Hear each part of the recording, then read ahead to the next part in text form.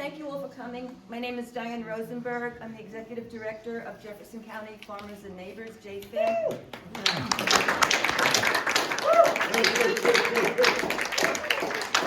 lot of fans in the house. This is great. Thank you. And I'm really glad you could be here tonight. We have John Norris and Adam Shriver that have come here from Des Moines to talk with us about something that's just really important to all of us, and that's our water. And I know I say water in a funny way. Yeah. You do, but not That's the way it is. Now, it's no secret that Iowa has some of the dirtiest water in the nation. You know, it's our recreational waters are compromised, but even more importantly, our drinking water is compromised for many people in the state. We're lucky here in Fairfield because we get our water from the Jordan Aquifer. So we don't get those nitrate spikes. You know, in fact, we have very little nitrate in our water. But other communities, they need to worry about it. A lot of them do. I mean, just even yesterday in the Southeast Iowa Union, there was an article, I think it may even been in the Gazette, about communities that can't use their water. You know, that they were unable to use their water because the nitrate levels were 10 milligrams per liter and higher. You know, and that is an EPA limit that's set because anything 10 and over can basically be fatal to infants because of blue baby syndrome. So, you know, but we even saw like in Des Moines this summer where people could not, you know, water their lawns because the nitrate levels were so high. They needed to conserve water in order to reduce the amount of nitrates in the drinking water there. But that 10 milligrams per liter level, that's not really sufficient to protect human health because there's research that's showing that nitrate consumption of 3 milligrams per liter or more is linked to a number of different cancers. So that's just not okay. You know, so there is a connection. I think we all kind of know there's a connection between agriculture, water, and cancer. But this issue has been swept under the rug in our state house because big agriculture has a very strong influence in what goes on there. But we're not going to sweep it under the rug here tonight. Okay, we're going to just talk about it as it really is. And to do that, we're going to be talking about this landmark study that was done you know, like in the Des Moines area, in the Central Iowa watershed. It's the Central Iowa Source Water Research Assessment, CISRA. It was conducted over a 2-year period by about 16 different scientists. And they issued a report last year, Currents of Change, that made the connection between the nitrates in our water and agriculture. And what they found was nearly 80% of the nitrates in the water, in that watershed that they looked at, was connected to agriculture. And that's what John and Adam are here to discuss tonight. Now, the findings of the study was presented at a major event at the Harkin Institute back in August. About 500 people packed that room online. I watched it packed that room there. I watched it online, and there were about 500 people watching it online, so 1,000 people to hear the results of this one study. And I've looked at your YouTube page, and there's been already about over 3,200 views of this video already. So one of the action steps that came out of that initial meeting was to spread the word about these findings around the state. And that's what we're doing here tonight. You know, in our corner of the state, we've come together. JFAN has organized this meeting so we can have John and Adam come and talk about what we're finding, what they have found. So we're going to start with Adam is going to introduce a video talking about that talks about the scientific findings. After that, John and Adam will both together talk about the policies that we need to implement to clean up our water and the politics of how we get there. And then we're going to have a Q&A session so we can, you know, have lots of time for your questions. So to begin, I want to just fully introduce our two speakers tonight. John Norris, you want to raise your hand? Stand up. John is a former Polk County administrator, and he's the one that came up with the idea for the study. So we can thank him tonight for that.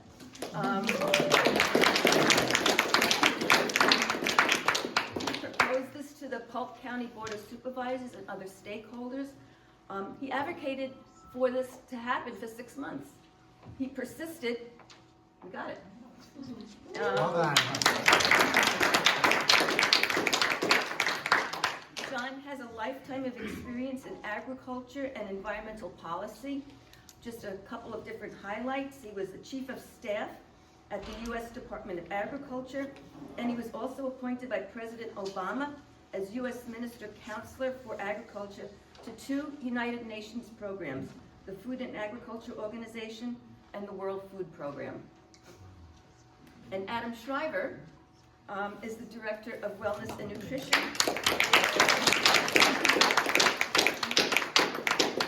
And the Harkin Institute for Public Policy at Drake University. He's a member of the steering committee for the Iowa Food System Coalition. He's organized several conferences looking at the harmful effects of CAFOs, and you've got a podcast called Canary in the Coal Mine? Cornfield. Canary in the Cornfield. It's close. He's the co-lead on a project with the Iowa Environmental Council that's looking at the connections between agriculture and high cancer rates in the state. And that report is expected to come out in the next several weeks, from what I understand. Now, Adam is also responsible for making sure this information was widely disseminated, because when the report was first presented to the stakeholders and the Board of Supervisors, as you can imagine, Big Ag was not very happy with the findings, and they did really not want them to come out too broadly. They wanted to bury it, but Adam instead offered to organize this August Harkin Institute meeting, and this information went public, statewide attention, and it just keeps, getting more and more focus and attention on it. So we have Adam to thank for this as well. So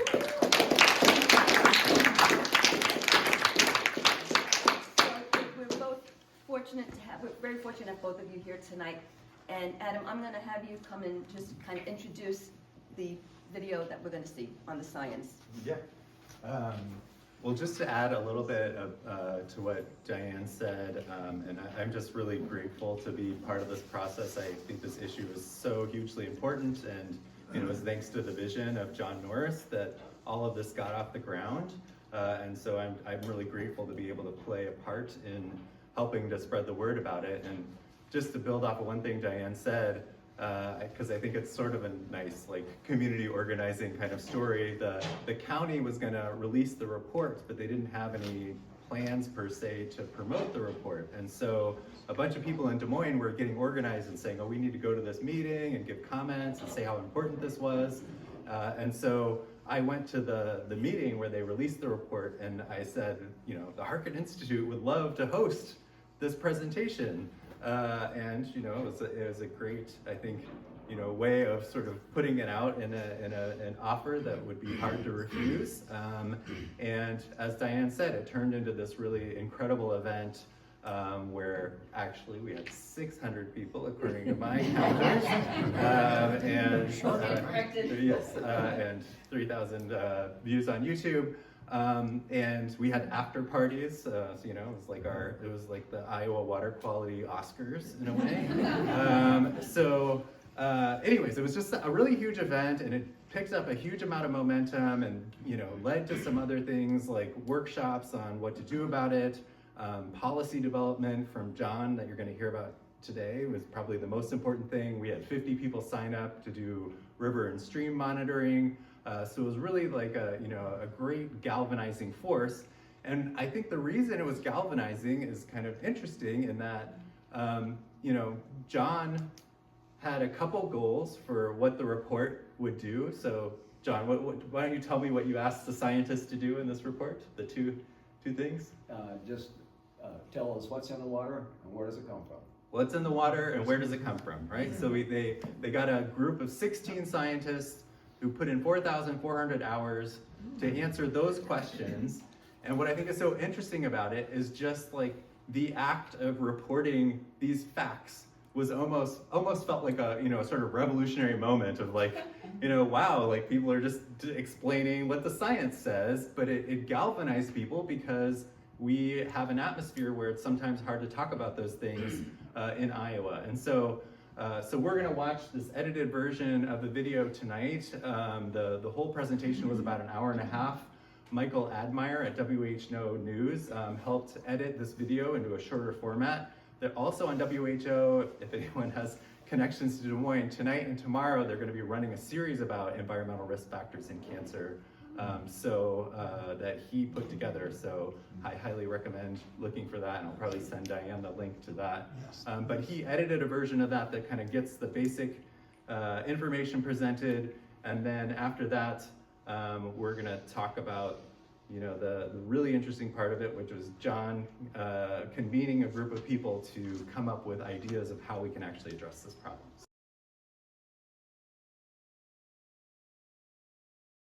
River flow is vitally important to understanding the water quality and natural resources of the Des Moines and Raccoon rivers. The quantity of flow absolutely affects the quality as it comes into the Des Moines. It's a vital aspect of all of the water cycle and the hydrologic cycle and water processes throughout the two watersheds. The water is monitored throughout the CISRA watersheds by 24 U.S. Geological Survey stream gauges.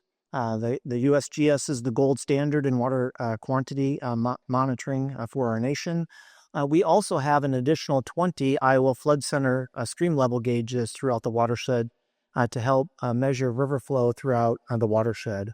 Some of these gauges have been in existence and operating for over 100 years, so it gives us a very long record in terms of the water quantity and the changes in the stream flow throughout the history of the watershed. The rivers are heavily influenced by climate change and land use change throughout the watershed. We've seen statistical increases in the rainfall within the watershed, rising about 20% from 30 inches annually to 36 inches annually over the study period. And the seasonal patterns also affect our water quantity, with most of our heaviest rainfall happening in the spring and early summer months. The hydrologic peak of flooding in Iowa is June. And so for May, June, and July is when we see most of our flooding. And with climate change, we see the intensification of rainfall continuing. The most recent National Climate Assessment Report has indicated for our region that we could expect to see a 10% increase in the 5% rainiest days by 2050 and a 20% increase in that same 5% rainiest days by 2100. So to put that into context, we could expect a 5-inch rain to become 5.5 inches by 2050 and to become 6 inches by 2100. With our soils being able to accept about 2 inches of infiltration on a 24-hour period, we'll see about a 33% increase in runoff, with that 6-inch rain producing 4 inches of runoff compared to the 5-inch rain producing 3 inches of runoff today. So intensification of rainfall will lead to greater runoff and greater flooding.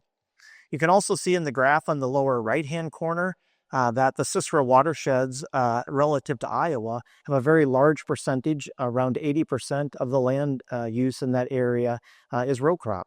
So it's a heavily row cropped area within the watershed, and the land areas and the population within the two rivers and the watershed in total are shown here as well. In general, we've seen an increase in the flow over the past several decades. Most notably, the low flows show a statistically significant increase by about 200% in the increase in our base flow or low flow. That's predominantly attributed to the intensification of tile drainage throughout the watershed. Those low flows are coming up as the tiles continue to drain our lands throughout the summer, even after our rainfall has stopped. Our average flows have also increased about 100%, and that is also statistically significant. And so we see a base level average flow in the Des Moines and Raccoon rivers increasing as well.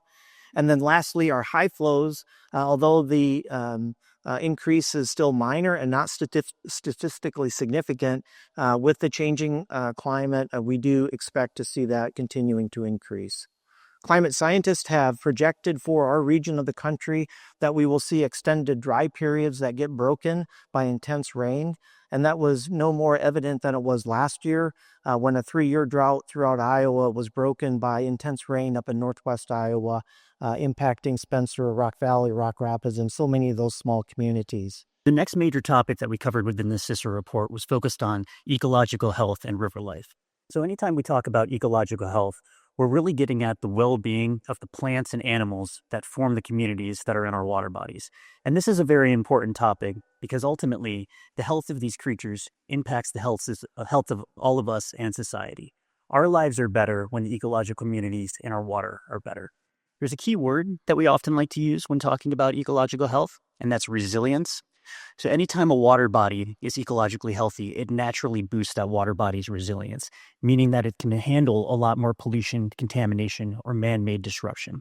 So ecological health goes a long way for both improving the lives of the creatures that live within our watersheds and also everyone that's around them.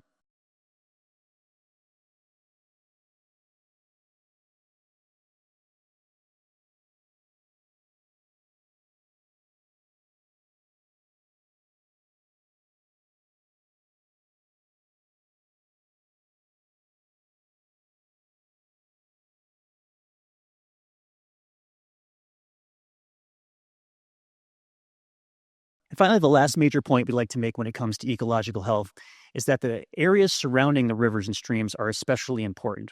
Often we refer to these as riparian environments or riparian corridors. Protecting these environments has a number of benefits. First and foremost, this is the most surefire way to improve the ecological health of a local water body. If you allow for natural vegetation to exist in the areas around a river, you help increase the health of the fish and the aquatic organisms that live there. The second major benefit that this provides is that it can trap pollutants, so it can prevent contaminants that would otherwise be running into the stream. It can uptake them, hold on to them for a while, and generally make the waters cleaner. I'd like to explain a little bit in the report about our drinking water resources. One of the big concerns, as you know, is nitrate concentrations. The nitrate concentrations in the Raccoon and the Des Moines rivers within the watershed exceed natural levels by quite a lot. If you look at the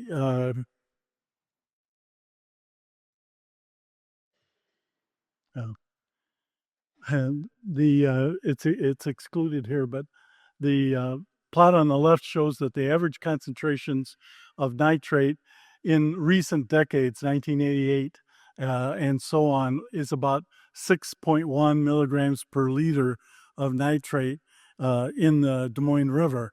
But if you go back to the turn of the century, turn the clock back, the average concentration, it's blocked from your view due to this other graph. But if you go back to the beginning of the turn of the century, it's always less than 1 milligram per liter nitrate. So there's been a big increase in the average nitrate concentration since settlement time, from less than 1 milligram per liter to say 6 on average.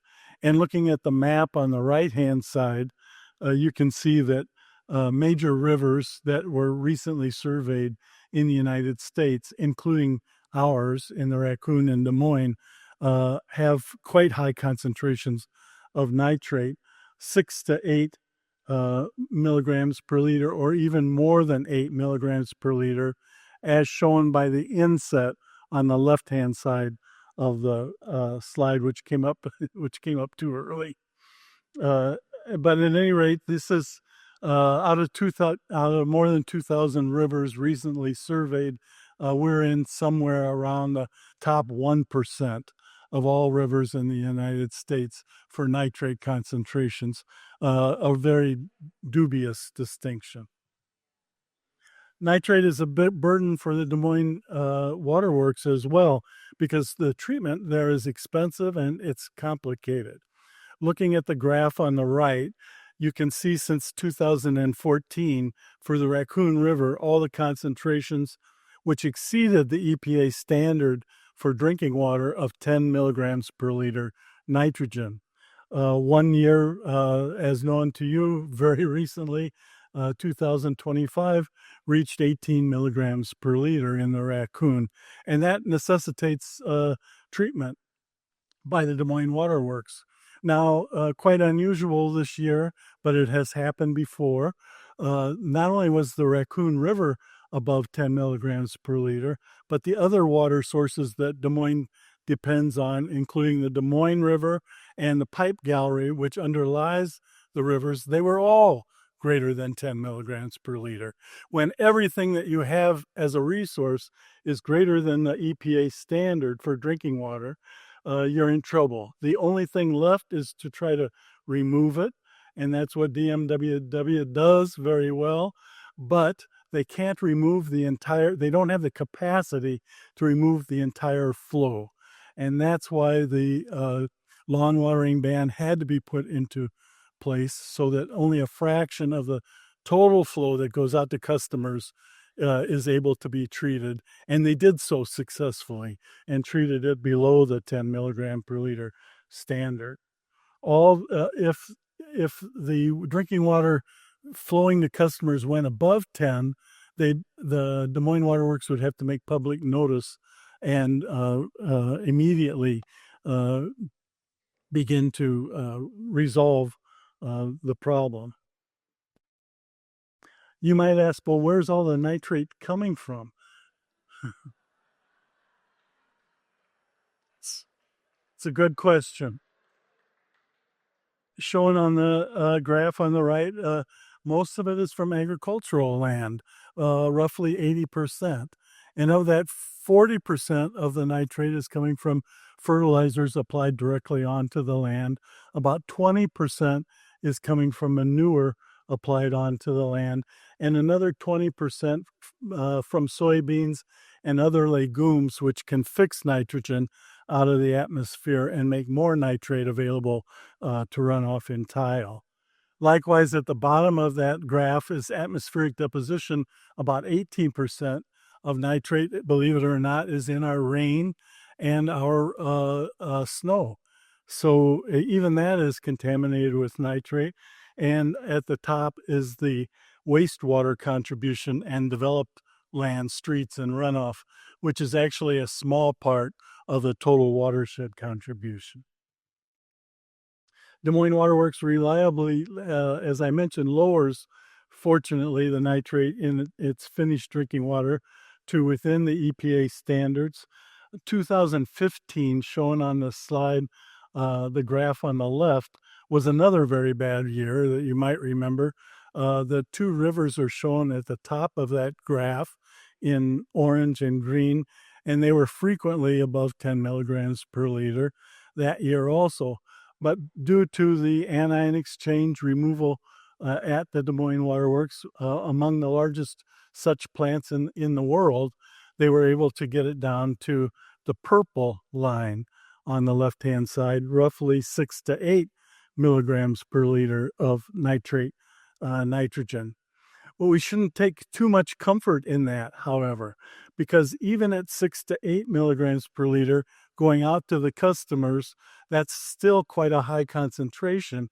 And the standard set by EPA was long ago at 10, based on methemoglobinemia, the blue baby syndrome, and it's somewhat outdated by recent health effects studies, which would indicate that there can be health effects at much lower concentrations, maybe 5 or 3 milligrams per liter.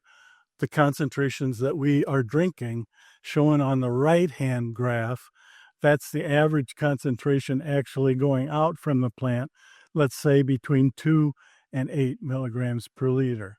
Now, these health effects that aren't a part of the standard, at least not as of yet, they include colorectal cancer, breast cancer, bladder cancer, birth defects like neural tube defects. So we shouldn't take too much.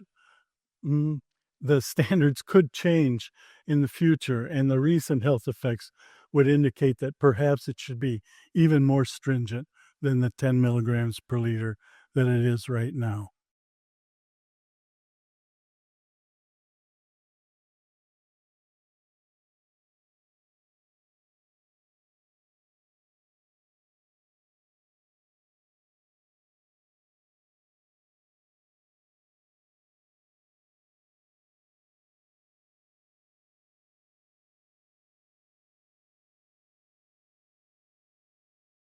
harmful algal blooms, blue-green algae, can create toxins in our water bodies, and does. And these toxins include 4, which the Des Moines Water Works measures on a regular basis.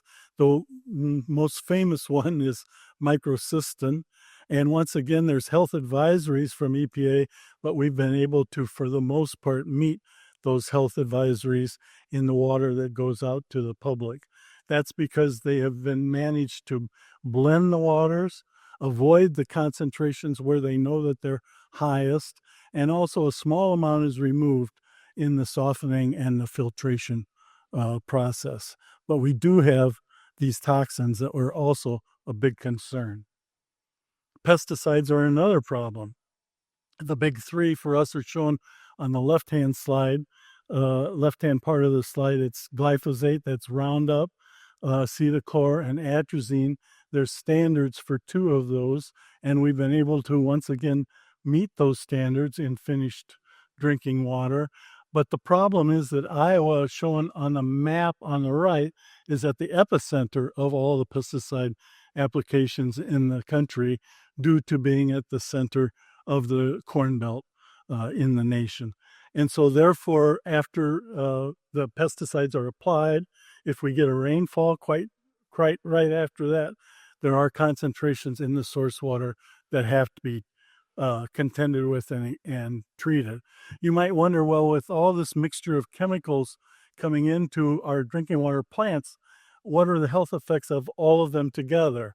And the truth is, we really don't know what the health effects of that is. If you think about risks related to recreation, they have implications for public health, obviously, but also for economic development. If we put a lot of time and money, taxpayer dollars, into our waterways and recreation, we need to make sure that water is safe, or else we're perhaps wasting our money. So the first thing, and I violated all of the rules of a professor. There are way too many words on this slide. Sorry. But what we measure when we measure recreational risks, the kind of risks of waterborne diseases that you might get from ingesting a little bit of our waters, or if you have an open wound, getting an infection.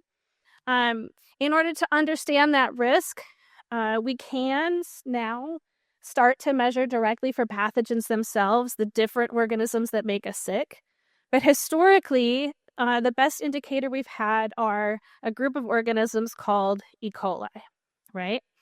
The thing about E. coli is that it's a huge group of organisms, and not all of them make us sick, but a subset of E. coli do. But we're measuring the whole family, right?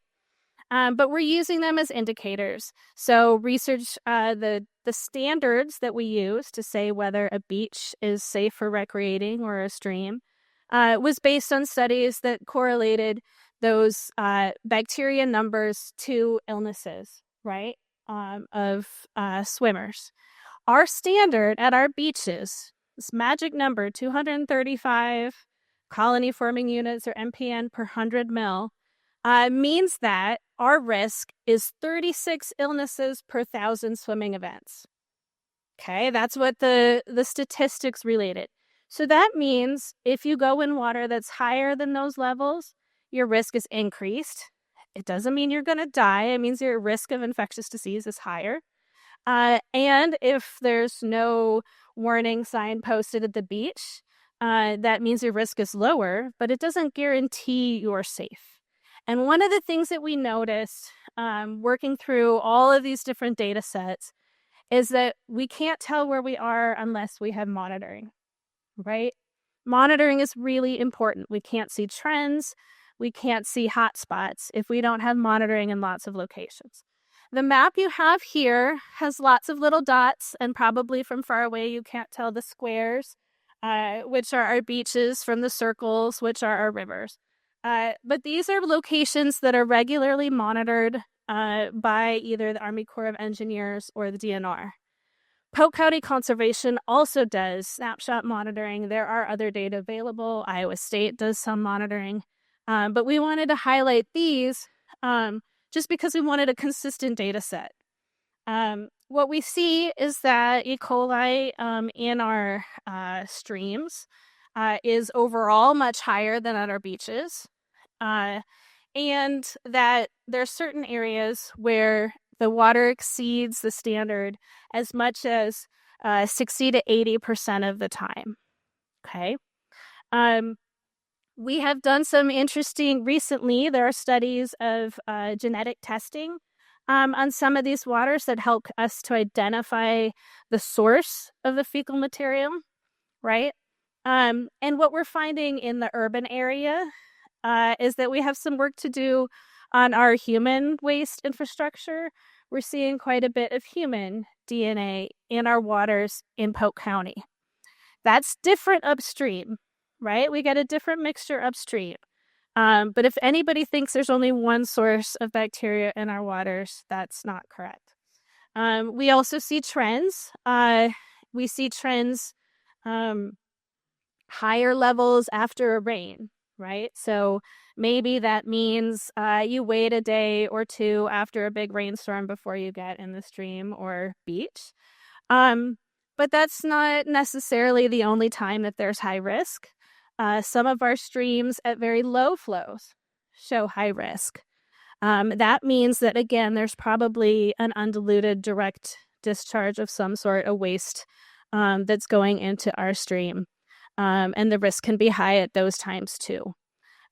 So again, it takes monitoring to really understand the dynamics in our system. There's a lot of resources out there, right? So if you're going to go to a beach, there's weekly monitoring. Our river systems are not monitored weekly, right? So it's a little bit Wild West. But you can get informed. Look at existing maps, look at this 200-page report, read all of it. It's great. And then get informed about where your higher risks are located. Okay, so if you were unfortunate enough to get a serious infection from an exposure in our recreational waters, that could be made much, much worse if that infection is antibiotic resistant, right? We use antibiotics widely in healthcare, and some of the antibiotic resistance genes that we're finding in our streams are genes that are for those types of antibiotics that are important for public health. Again, we have just a teeny bit of data, right? So if we really want to understand our risks and the transport of antibiotic resistance in our environment, we're going to have to do some more study. But that antibiotic resistance can come from both human waste downstream of wastewater discharges, but also in our livestock industry. If there's a fair amount of work in the livestock industry to try to minimize the use of antibiotics, but they need to probably do an even better job. We can't be feeding our animals antibiotics prophylactically. We need to wait until those animals have an infection and treat them the same way we do for people. Otherwise, we are really at risk of losing the availability of those antibiotics over time. Okay. There we go. And now I'm violating the rule about really small print. Here you go. On your left, you can imagine if you can read it from the back, or your eyes are much better than mine. But we had a description of harmful algal blooms and the fact that they produce toxins that can be a risk for drinking water. They can also be a risk for recreation. So at our public beaches, state park beaches, DNR goes out once a week. And several during the recreation season, and several of our cities and counties do this as well. And they measure for that microcystin. That's an indicator. That's the toxin, right? And exposure to that toxin is serious and cause rashes, but also major organ failure, right? So they can be really serious. If the water is pea soup green or kind of blue-green, do not get in it. right? And don't let your pets in it either. There is some good news on this front that I will point out. One of those bars, right, is the percentage of samples above the standard, and that's Black Hawk Beach. For the period 2006 to 2024, that beach was above the standard a little over 10% of the time. But there is a very concerted watershed project around Black Hawk Lake, and that the number of exceedances has been drastically reduced. But that required almost 100% of the landowners to get on board and work to reduce phosphorus inputs into the lake. So it is possible, but it requires absolutely everyone in a watershed to do that work.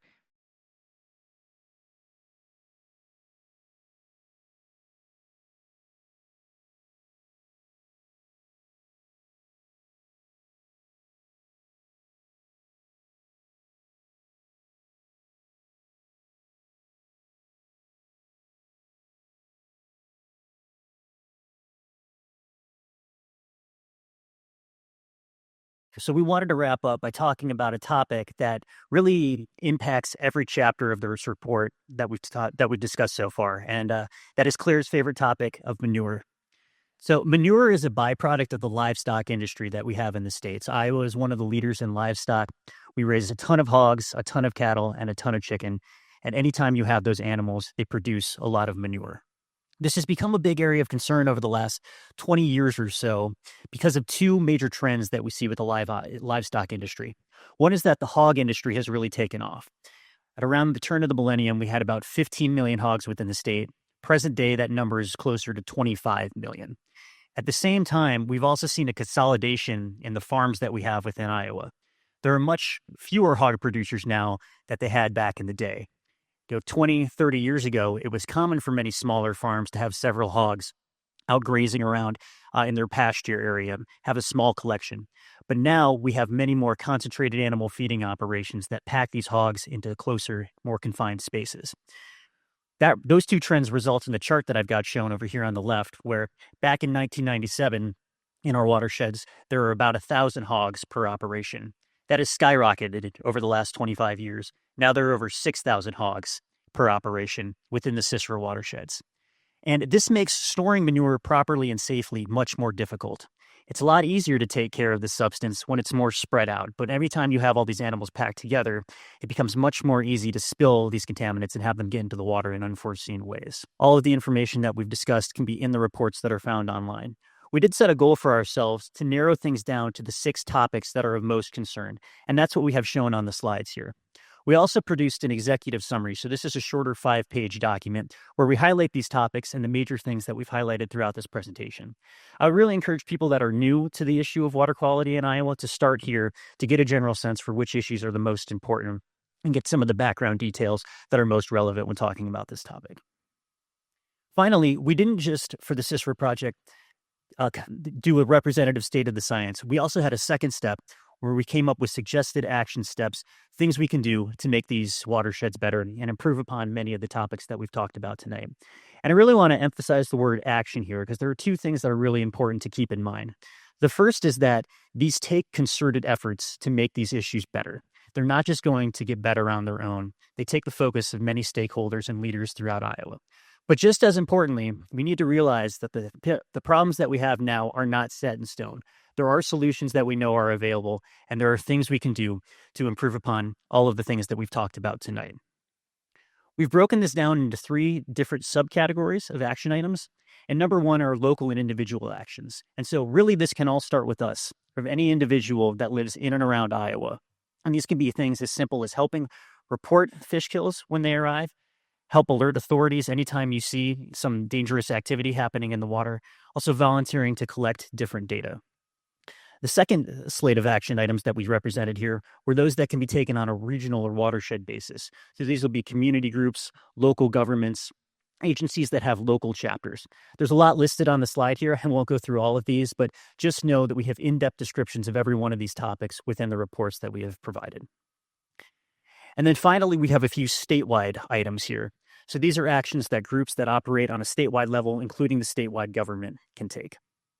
And so I wanted to just close our presentation tonight by circling back to nitrate. So we've learned from Jerry what an important issue nitrate is, but I want to use this as an example for why these things aren't set in stone and how these things can really vary throughout, based on the decisions of everyone in Iowa. So nitrate has long been recognized as one of Iowa's major pollutants. And so about 10 years ago or so, the state government decided to fund one of the most extensive world-renowned nitrate monitoring networks that's ever been in existence. And this has operated for about the past 10 years or so. What we do with these nitrate monitoring sensors is there are devices that you can install by the side of the river, and they can very quickly and repeatedly measure the nitrate concentration that's in a water body. And because of this, we've learned a whole bunch about nitrate throughout the state. We've been able to identify areas that are particularly at risk, identify which sorts of practices, which strategies, things like wetlands, bioreactors, how well they work, and which ways of operating those are the most efficient. And we've also just been able to learn a lot about how nitrate behaves as it circulates throughout the watershed in Iowa. But the funding for this program has been ended by the Iowa government. Starting in the next year, we're set to contract this network from about 80 sensors that we've had down to about 20. And with this, there's just much less. With this, there is a lot less that we can say about nitrate in the state. We simply won't be able to know which areas are most at risk. We simply won't be able to know what parts of the state are doing better, doing worse. Are things getting better, or are things getting worse? So I believe when it comes to water quality in Iowa, this is a step in the wrong direction. But there are many steps that we can take that are in the right direction. And so I would really encourage anyone interested in this topic to refer to the action items that we've laid out in the report to learn more about how you can make a difference. So as I mentioned, this was really like an event in Des Moines, and so the scientists got a standing ovation at the end, which I think is not a common experience for people who are studying hydrology per se. When Professor Schnorr asked the question, where do you might wonder where all these nitrates are coming from, the crowd reacted very similar to you guys, except we had 500 people laughing at that question. But I wanted to just mention a couple things that are happening at the Harkin Institute that I think can build off of this knowledge. I mentioned a couple earlier. One thing that I think is really interesting that Diane mentioned, the Canary in a Cornfield podcast, but one of the recent episodes of that I think everyone should know about is the Danish Ministry of the Environment. And Denmark is actually kind of similar to Iowa, where they have like a population of like 4 to 5 million people, and then they also have over 25 million pigs raised every year.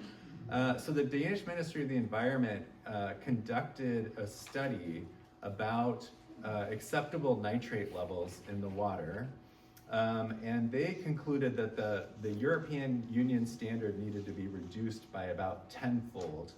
And anyways, the reason I think the episode is interesting, or if you want to just read the report directly, you can, is that they give a pretty good argument for why a couple of the studies they use are more representative than some of the studies that are often cited when talking about nitrates. And in particular, the Danish government was able to track 1.2 or 1.7 million people over time, and they had pretty precise measurements of how much nitrate was in the drinking water over that period of time. And very few people in Denmark use water filters or bottled water. So like they had really strong set of evidence to reach this conclusion that drinking water was connected to colorectal cancer. So I would encourage people to take a look at that if you want to help make the case that these nitrates in drinking water are a really serious problem, even when they're below this 10 milligrams per liter standard of the EPA. And then I also wanted to just quickly mention, there's a Harkin on Wellness Symposium on March 11th that you can be there in person, or you can also watch online. But a few speakers that are related to this topic is one, so the theme this year is the treatment and prevention of cancer. And one speaker is Jesse Bell, who's a professor at the University of Nebraska Medical Center. And he studies cancer in like newborn or like really young children under the age of 2. And so one of the complicated things about cancer is that all of us have been exposed to so many things over our life. It's hard to ever draw like a straight line to like, oh, this is the the one thing that caused cancer, and of course it's never just one thing, but by looking at it in younger children, you know, the idea is that you can maybe get a stronger correlation between things that are going on. And then we're also gonna have a panel on great people in the media who have been covering this issue of the drinking water and cancer problems in Iowa. And that's gonna include Dan Keating, who was a Washington Post reporter who wrote a story, I guess a couple of months ago now. I don't know if you guys saw the story, but it said that not only is Iowa a hub of cancer, but the 6 leading corn producing states in the country all have an elevated risk of cancer for people under the age of 45. So he's gonna be coming. Carrie Gillum is gonna be coming, who's the author of the Monsanto Papers, and she also writes for The Guardian. So that's gonna be interesting. And then Nina Al-Qaidi, who I think you know Diane, but she's a reporter for Sentient Media who does a lot of really great work. From Iowa City. Oh, she's from Iowa City. Yes, okay. She's a local. So okay, so those are just some things happening. But the other, I mean, you know, John, in addition to having the vision to get this report off the ground, always throughout was focused on a question that I think is the question that we get most often in response to this presentation, which is, you know, what do we do about it? You know, like we know a lot of like people in this room, I'm sure many of you know some of the problems, and JFAN talks about many of these same problems. And so they say, well, what do we do about this now that we have this information? And John convened several meetings. So like right from the beginning, all the people who attended the session were given an opportunity to participate in these policy discussion meetings.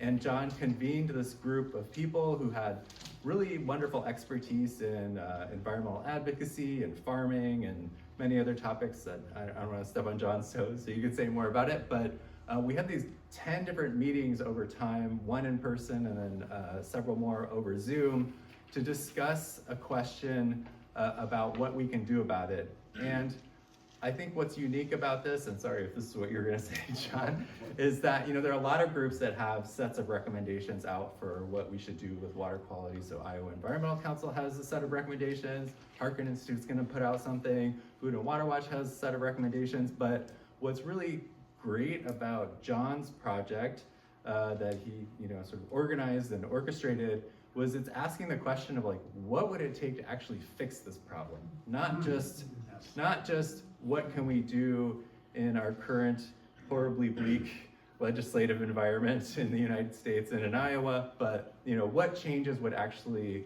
make a difference and fix the problem? So that's why you know, I'm just hugely excited about being able to work with John on this, and the fact that this set of recommendations is going to come out soon. So with that, I will turn it over to John, and let's thank him again for all of his.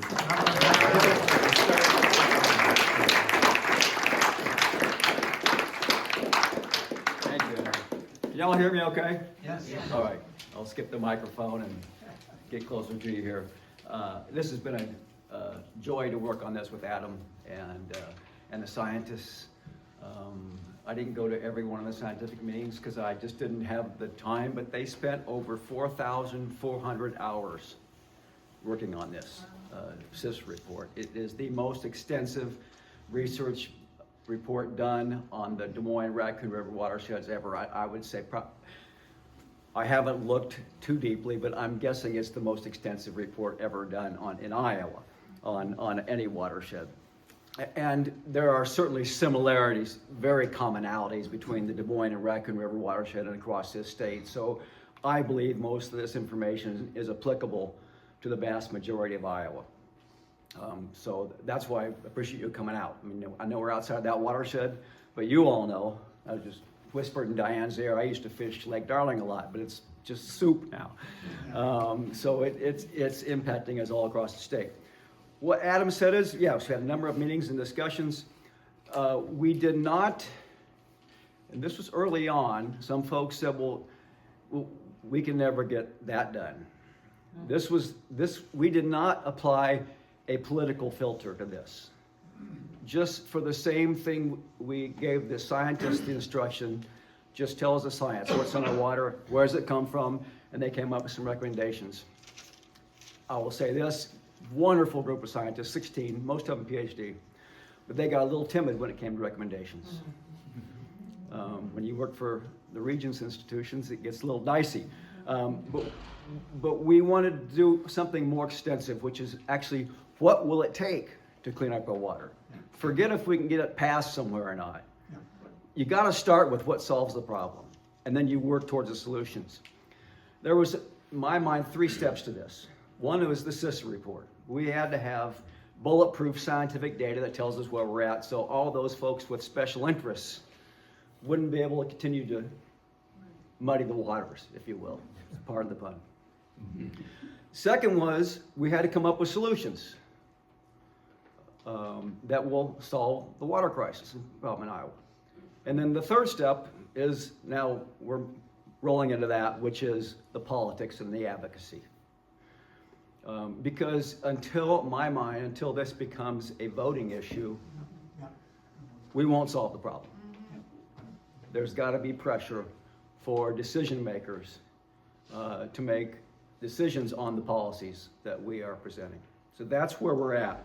So I'm going to walk through, I won't go through all the policies with you because it's lengthy, but we'll have plenty of time for Q&A. Happy to dig deeper on any of them that are of interest. But I will say that, and you heard it, the last speaker, Elliot, and some of the other speakers as well. In 2023, the Iowa legislature defunded the water monitoring network. Go figure. Okay, so our first priority, and perhaps I think if there is one doable policy that we're going to push for this year, it is to refund the monitoring network. I already made a mistake. We are not advocating for refunding the water monitoring network because it has been level funding for 10 years, and you heard them scientists talk about testing just nitrates. We need much more than just testing nitrates in our water monitoring system. And so a couple of the scientists who worked on this from Iowa City, and we'll see it in the report that comes out soon from the Harkin Institute, gave us a recommendation of what is a minimum monitoring network we should have for the state of Iowa. Because, as Diane said, you get your water from the aquifer here. Des Moines has an extensive nitrate removal system. There are many municipal systems in Iowa that don't have that extraction capacity. The only way they have a heads up if their water is dangerous for their citizens is if that monitoring network is there. So they can take whatever appropriate action or issue whatever advisories are in the interest of public health to Iowa citizens. So it is critical that we have a monitoring network as a matter of public safety. It's also critical so we can figure out if we're making any progress or not, which I think was the genesis for why they got rid of it. Because then you can continue to deny there's a problem if there's no evidence. So I used this on a call the other day with a state representative. What's there, Bob? It's like 22 cents. 32 cents, yeah. 32 cents, yeah. That's what it would cost for every Iowan for the state to fund a water monitoring network. 32 cents for Iowan, not every Iowan. Per year or? Per year. Just for nitrates? No, that's for the recommendation that the scientists gave me for what we should have for a minimum water monitoring network. That's really not too much to ask for an investment in public health. And so our number one priority for our policies was to fund what we need for a water monitoring network in Iowa. Public health and to track our progress. Then we shifted to, you heard someone talk there from scientists too. We approach this from a watershed level, which is what everyone believes we need to do because each watershed is different, but the source of any contaminants are within the watershed. It's why the monitoring system needs to be set up on a watershed level, because then you can, if you identify a problem, you can search in that watershed for the source of the problem. So we need a statewide water plan based on a watershed level monitoring and implementing measures to clean up that water. Then we focused on the inverse, if you will, of our Iowa nutrient reduction strategy. I don't know if you're familiar with that, but we've had in place since 2012, I believe, in response to the EPA and the Gulf hypoxia. Gulf hypoxia is the 5,000 to 8,000 square mile dead zone in the Gulf of Mexico from the Mississippi River. Mississippi River is the watershed for 31 states, 2 Canadian provinces. Think of the rivers: Missouri, the Ohio, the Illinois, Mississippi, obviously. Iowa is responsible for as much as 40% of all the contaminants flowing in and causing Gulf hypoxia. So where was I going with that? Oh, so the nutrient reduction strategy was what Iowa put in place, which is the voluntary process for agriculture to address and they're responsible, as you saw in the report, for 80% of the nutrient overload and the contamination of water supplies. That most everything is called edge of field practices. That's filtering out the problem after you created it. Our approach was, why don't we stop creating it in the first place? Seems to make sense. So we focused on the application of fertilizer and calling for removing the sales tax exemption or a per ton fee for fall fertilizer application. This fall you all saw those great big bullet trucks out there in the fields. We know that the largest share of nutrient and nitrogen that doesn't get absorbed, that largest percentage of runoff is from fall application. And the only reason it's put on the fall is a matter of convenience. So if we know that's a huge contribution to the water contamination, we have to have a disincentive for farmers to put on fall fertilizer. And the farmers in our group, and these were, I'd say, historically conservative organization farmers, they were like, yes, you've got to do this. It drives them crazy to see their neighbors putting on fall fertilizer. So that, I was encouraged by that we'll have some support from some more conservative farmers. They know the data, and it's not responsible. That is one of our funding sources that will more than pay for the water quality monitoring network and almost everything we're proposing. So that is fall fertilizer. Then we looked at the CAFOs, which, as you heard the scientists say, also are a large contributor to the nutrient overload. We have a lengthy section on CAFOs, beginning with a moratorium on CAFOs in any watershed that's impaired in Iowa. That's most of the state. We have soil tests and documentation that the soil that the manure is applied upon has the assimilative capacity to absorb those nutrients so they don't wash into the tile network or surface water and create contamination. We call for funding geospatial monitoring. So we have the capacity through technology to track where manure is applied, and is it applied on the land that's in their manure management plan? Is it applied at an absorption level that the land will take that nutrient and not run off? So we call for geospatial monitoring and soil testing as part of the application plan to make sure that they have adequate land with the ability to absorb these nutrients.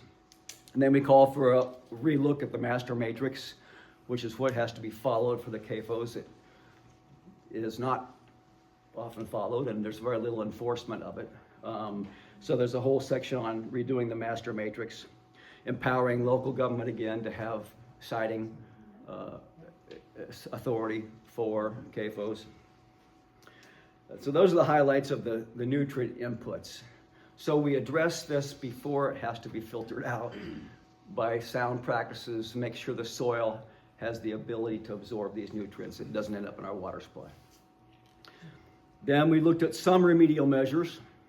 Cover crops are a big one. They have a low adoption rate right now. There's not been much progress since originally proposed in the nutrient reduction strategy. We know that that is both a great soil health measure, farmers who have been in it for long enough are seeing the economic value of it. And we know that that helps the field absorb these nutrients, keeping them there for the plants, the crops that they're planting, not running into the water supply. And then the other remedial that we added was the buffer strips of 50 foot throughout Iowa and all of our rivers and streams, which is more for surface runoff and probably more for phosphorus runoff, which what attaches to soil and washes into our rivers and streams, and also addresses some of the things that Dr. Ruby talked about with our recreational waters. So those are the two primary areas on the remedial side. We didn't discuss saturated buffers and bioreactors. So we did discuss wetlands restoration. But those edge of field practices, if you look at the cost return on those and how many acres they actually service for the cost, it really is a poor investment of taxpayer dollars. And we've funded over $100 million of taxpayer money over the 12 years of this nutrient reduction strategy. And as the report said, we're not any better off than when we started. So we've got to change the focus to the infield practices. Then we have a fairly lengthy session on tile drainage. What is tile drainage? So tile drainage is, which is what we originally drained. Iowa was not like it is today, right? We were the most modified landscape in America. It was wetlands and especially up to that Des Moines and Raccoon River watershed. So tile, we have, can't think the number off the top of my head, but it is tens of thousands of miles of drainage tile in the fields, 4 foot underground, that remove the water from the fields so plants can grow and don't get oversaturated. And where does it drain to? Drains to, you go out to any, probably creek here and any flatland you have, and you'll see those tiles going right into the drainage ditch, right into the stream, right into the rivers, right into the water supply. And so it can have all those nitrates in it. Pardon? So it'll have all those nitrates in it. Exactly. So what they do is any nitrates or any nutrients that aren't absorbed by the soil or the plants wash down in the tile drainage system right out into the water supply. That was the nucleus of the Des Moines water lawsuit. And one interesting thing is drainage districts in Iowa have taxing authority and they have eminent domain authority. So we built upon that to make drainage districts more responsible for what is coming out of that watershed, from that drainage district into the watershed. We give authority for testing water coming out of the drainage tile so that we can identify the sources of high nutrient pollution. And then, like I said, there's an extensive 11 points of reform in the drainage district law that we think will help address this. This is if I were to pick out the two most major contributors, it's the drainage district system, and it's the irresponsible spreading of livestock manure that are either washing off in the surface water or going down into the drainage tile and into the rivers and streams. There's a couple more. Then we shifted to, we want to make this a better path forward for farmers who are mass producing two commodities to sell for a loss so that taxpayers can make up the difference. So refunding the Leopold Center at Iowa State University, which does farmer education and research on alternative crops, on regenerative farming, organic farming, so that farmers have other options that actually we believe are better economically for them and better for our environment. We do a number of things. We make curriculum integration through the ag school for these alternative farming methods and regenerative farming, so anybody that comes out of Iowa State with an ag degree knows about soil health, knows about water quality, and knows how to address it. Just for an example. Fund research and cancer connections. The governor's $1 million cancer funding is not going to be the tip of the iceberg. Right. So we need more data so we can make sure we are protecting public health and in connections with cancer with these farm nutrients. Alternatives and market development for alternative crops, and we instruct the Iowa Department of Economic Development to work with the region's institutions to make sure that they are promoting what is needed for establishing markets for alternative crops and food production. Then, probably repeat myself a little bit, we address the watershed governance with a state water plan and then staffing for the enforcement of this. And we tie in that with the monitoring network. Looking at penalties and enforcement, right now those manure spills you heard about are treated as a cost of doing business. We've got to have penalties that will actually modify behavior. Right. That's what, for penalties to have, I mean, I don't know about you, but I don't have any speeding tickets, but when I got one many years ago, I'm a little more cautious now, right? So we need to modify behavior, and that's through the enforcement and the penalties. And we call for staffing up the DNR to be able to enforce the master matrix plans, working with the drainage districts. We call for funding the Iowa Water Land Legacy, which is the constitutional amendment Iowans overwhelmingly voted for. I make up the year, was it 2011 maybe? Huh? Yeah, the 3.8 sales tax. But we do insist that it be utilized on the original funding formula. So it's not co-opted to pay for things that we believe farmers should be doing without the taxpayer subsidies. Some of it goes towards that. But big reason that passed was the dedication to recreation, trails, and to make Iowa more livable and a great place to live. So that was, some of our folks were really interested in getting I-Will passed, but we want to make sure they stick to the original plan and formula for that. On the funding side, as I mentioned, fall fertilizer tax, either removing the sales tax exemption or applying a per ton fee for fall fertilizer usage. The second one is a per head fee for livestock. As you mentioned, or one of the speakers mentioned, we have about 25 million hogs in the state now. I had it on a slide, but I'm going to go to my slide. Literally a market hog, I'm trying to think now what I just calculated.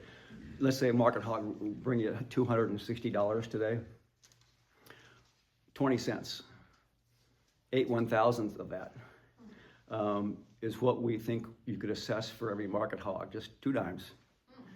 And then a penny for each dozen eggs, and a similar amount for cattle, and that would be a significant funding source from the industry that is creating the problem to help pay for these items that will address the problem. A common theme through our funding sources was to make sure that the people who create the pollution have the responsibility for addressing the pollution. And then the last one is we're seeing a much greater percentage of Iowa ag land now owned by non-farmers. I think it's north of 60%. Wow. Some through inheritance, but a lot through these conglomerates that are pooling money and buying up ag farmland. If you own an apartment building in Fairfield, you pay a commercial property tax rate because you made an investment in that for renting or leasing. Now, we don't call for near as high a percentage on ag land, but this actually I've got some reflection support from some conservative senators who are worried about Iowans not owning farmland anymore. That their property tax gets ramped up about 40%, but they can reduce it back down to where it was if they deploy these measures. If they don't, that funding goes towards the local soil and water conservation district in the county to help promote these practices that we know will clean up the water supply. Those 3 funding sources will more than pay for everything we proposed here. And none of it at a cost that is 20 cents per pig. Now, I know the price of a dozen eggs has been quite controversial for the last year, but I don't think a penny is going to make that much difference. And we produce a lot of eggs in Iowa. We're the #1 egg producer. Then, just quickly on the federal side, we have to stop rewarding the overproduction of commodity crops, and we have to tie the benefits that taxpayers are paying for to conservation. A very strict tie to the deployment of conservation measures. So the farmers can get the same level of income, but it goes towards conservation measures, not for overproduction of commodities that we're now selling for a loss. I don't know, makes sense to me. And then no crop insurance subsidy for row crops that are planted in the 2-year floodplain. Right now, farmers will plant 2-year floodplain year in, year out, knowing that it's going to lose money. But they make it up with crop insurance. And that is the land that's most vulnerable to washing off and spilling over into creeks and rivers. We shouldn't expect taxpayers to subsidize something that you know you're planting that's going to be a loss. Then tie crop insurance subsidies to alternative uses and tie it to the highly erodible land so you don't get as much insurance. We take the incentive away for planting on highly erodible land. The Conservation Reserve Program, get away from the 10-year whole farm system and target permanent easements for highly erodible land. No EQIP dollars for CAFOs. Taxpayers don't need to be funding CAFOs environmental measures. They should actually bear that burden themselves. It's like, the Environmental Quality Improvement Program is funded through the Farm Bill, and that we say that shouldn't be subsidies for CAFOs to meet environmental measures. It's kind of like Fairfield giving a tax break to Walmart so they can put your small businesses out of business, right? And then changing overall the focus of the Farm Bill to not be supply inducing, not be demand boosting, but more on the supply control side. And that's largely done through changing the incentives around conservation, not planting in the 2-year floodplain, which changes the incentive for just full out production to implementing conservation measures that in turn will bring some supply down and hopefully result in profit margins that will make farmers better off. So I went through that pretty quick. And this Diane will let you know when this all gets posted to the Harkin Institute website. There will be the paper that walks through all of this. There will be an advocate guide. There will be a legislative briefing and an executive summary. So you'll be able to get all that information, which is the last point I want to wrap up on. The reason, and especially for the advocate's guide and the executive summary, if you have time, I hope you can read the whole thing. It's lengthy, but that's the third phase. I want to make you feel empowered and comfortable and confident to show up at your legislative coffees and ask your representatives and senators, will they support funding a water monitoring network? Yes. And here's why. Will they support measures that address the nutrient application of nutrients that are ending up our water supply? And you'll have some talking points as to why that's important. Because until we convert this information we have now with the study and the policies to political pressure, nothing's going to change. And so what we're hopeful is for the rest of the session, you show up at coffees and you push hard on the monitoring and anything else you want to pick up. And then through the 2026 election cycle, you ask candidates where they stand on this. I think our water crisis has the capacity, like it's never had before to influence our political discourse and debate. But it only does so if we're raising the question and the issue. So I'll stop there. I know we went too long, Diane.